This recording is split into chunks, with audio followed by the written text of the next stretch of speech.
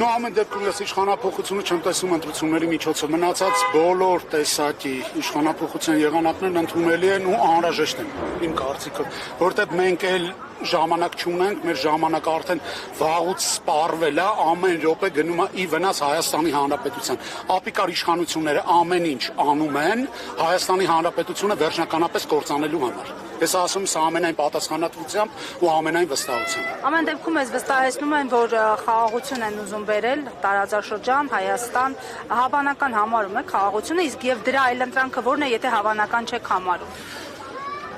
Ասեմ այսպես, խաղաղություն Ադրբեջանի տեսանկյունից, այն որ նրանք մտածում են, իրատեսական է, բայց արժանապատիվ հայի տեսակից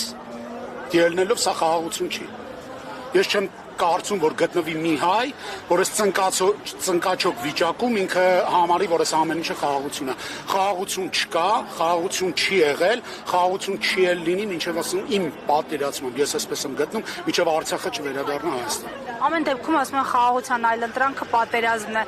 Ինչ անել, եթե չգնալ այս երկխոսություններին, այսպես կոչված երկխոսություններին։ Երկխոսությունները կարող են իրանք գնալ, ոչ մեկ չի ասում երկխոսությունները, բայց երկխոսությունը դա բանակցություններ չի։ Երբ որ դու գնում ես բանակցելու, բնականաբար կասենք երկու կողմի